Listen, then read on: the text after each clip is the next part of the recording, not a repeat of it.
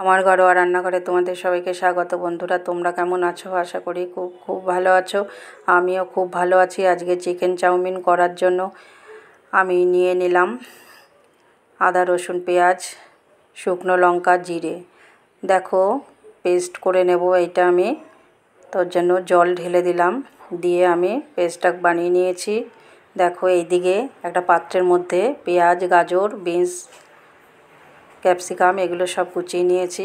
Solid পিসের মাংসগুলোকে আমি ম্যারিনেট করতে বসাবো। দেখো, এর মধ্যে মশলাটা দিয়ে লবণ, হলুদ পরিমাণ মতো আর স্বাদ মতো দিয়ে আমি মেখে নিয়ে আধা ঘন্টার জন্য ম্যারিনেট করতে রেখে দিলাম। এদিকে কড়াইতে জল বসিয়ে তাতে তেল আর হলুদ দিয়ে দিলাম। দেখো, জলটা আমার গরম হয়ে গেছে। আমি চাউমিনগুলোকে ঢেলে দিলাম।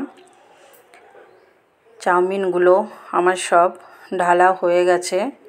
দেখো, চাউমিনটা আমার ভালো মতো সেদ্ধ হয়ে গেছে যতটা প্রয়োজন। তারপরে ঝরানো গামলায় আমি ঢেলে দিলাম। তারপরে দিয়ে দিলাম ঠান্ডা জল আর দিয়ে দিলাম তেল।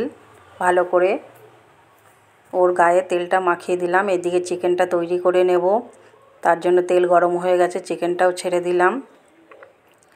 চিকেনটা ভালো করে নাড়াচাড়া দিয়ে যখন তেল ছাড়ছে তখন আমি দিয়ে দিলাম গোলমরিচের গুঁড়ো আর একটু দিয়ে দিলাম লঙ্কার গুঁড়ো। দেখো, জল দিয়ে ভালো করে নাড়াচাড়া দিয়ে আমি একটু ঢেকে দিয়েছিলাম। দেখো, রেডি হয়ে গেছে আমার চিকেনটা।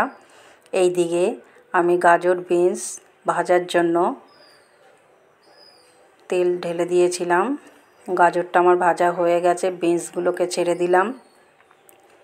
দেখো, বিনসটাও আমার ভাজা হয়ে গেছে, তুলে নিলাম পাত্রের মধ্যে। তারপরে আমি ক্যাপসিকামটাকে ভেজে নিচ্ছি। দেখো, সব একে একে আমি ভেজে নিলাম। তারপরে দেখো কত সুন্দর লাগছে, একটা পাত্রের মধ্যে রেখেছি।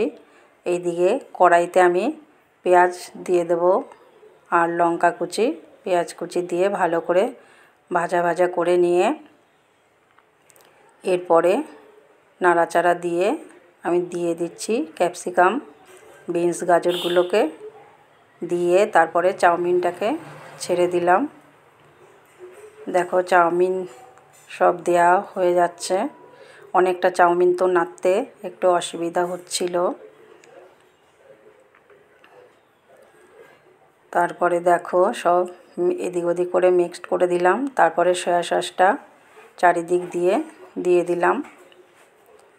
দেখো, সয়া সস দেওয়ার পরে আমি চিকেনটাকে দিয়ে দিচ্ছি। চিকেনটা দিয়ে আমি ভালো করে নাড়াচাড়া দিয়ে রেডি করে নিলাম। আমার দেখো, ধনেপাতা দিয়ে গ্রেট একটু সাজানোর জন্য দিয়ে দিলাম। আর এরম নতুন নতুন রেসিপি পেতে আমার চ্যানেলটাকে সাবস্ক্রাইব করে আমার পাশে থেকো।